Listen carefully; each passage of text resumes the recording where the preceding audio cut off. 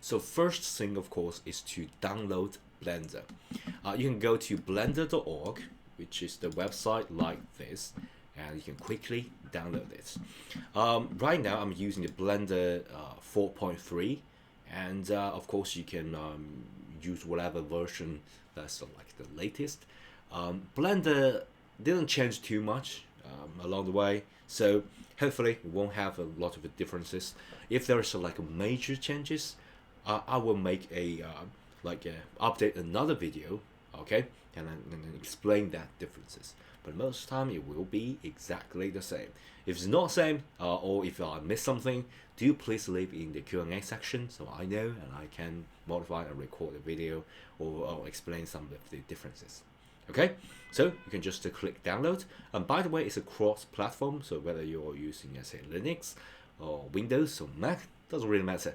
You just need to download. And here's the thing: you can also like using some of like third-party software to download it, and you can automatically update it. It's also as long as it's free, okay, it's free, but you can download that. It's a great project, and I believe most of the time they will have a like a donation campaign, something on Twitter.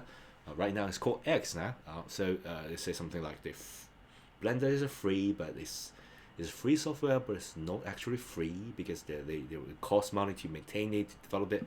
Yeah, it's brilliant, and for a rebellious mind like me, okay, I prefer this kind of open source and community-based software that can sort of serve as an alternative to some industry use of proprietary software, because that software is pretty expensive, and it's lucky to have some of the other alternative, especially for indie dev and indie art makers like me. Okay, I also develop games as well as I develop multiple apps. So yeah, you can check out my other bootcamps.